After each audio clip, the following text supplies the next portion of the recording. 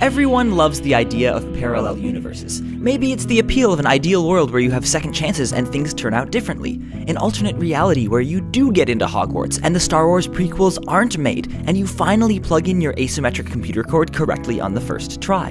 But is there really a place in science for such wistful speculation? I mean, if the universe is everything that there is, you can't have two versions of it, right? Otherwise, the pair would really be everything, and what you started off calling the universe wasn't. The problem here is terminology. Physicists speaking informally often say universe when they really mean observable universe. That is, the part of the whole universe that we've so far been able to see.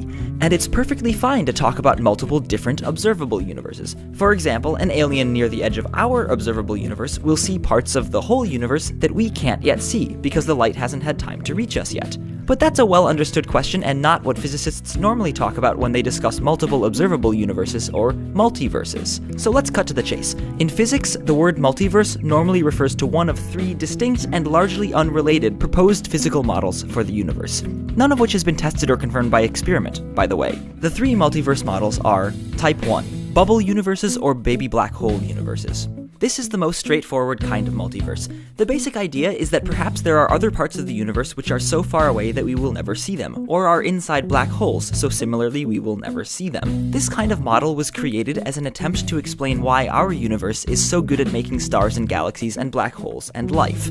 As the argument goes, if each of these separate mutually unseeable bubbles in the universe had slightly different laws of physics, then by definition we could only exist in one that had the right physical laws to allow us to exist. Like, we have to live in a universe where the Earth could form, because if the Earth couldn't form, then we couldn't be here.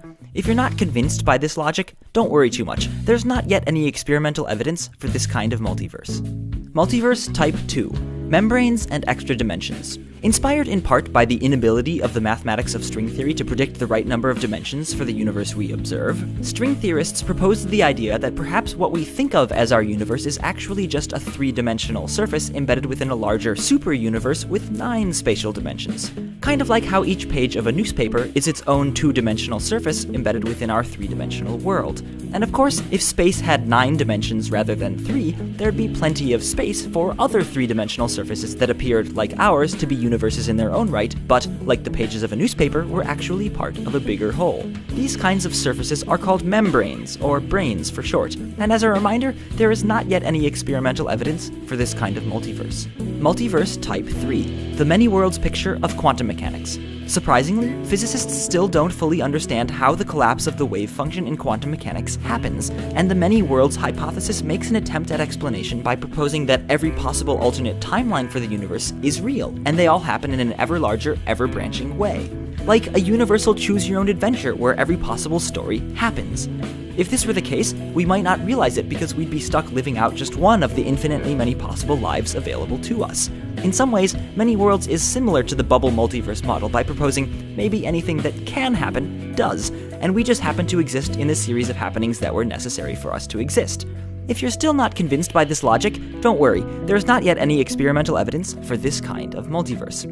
Of course, if you want to get imaginative, you could also combine several of these models together into a multi-multiverse, a new super-speculative model based itself on speculative and experimentally unconfirmed models. But that's not to say that we couldn't test these multiverse hypotheses. For example, if our observable universe were really just one of many disconnected bubbles or membranes, and if it happened to collide with another bubble or membrane sometime in the past, then that collision would certainly have had some sort of effect on what we see when we look up at the night sky.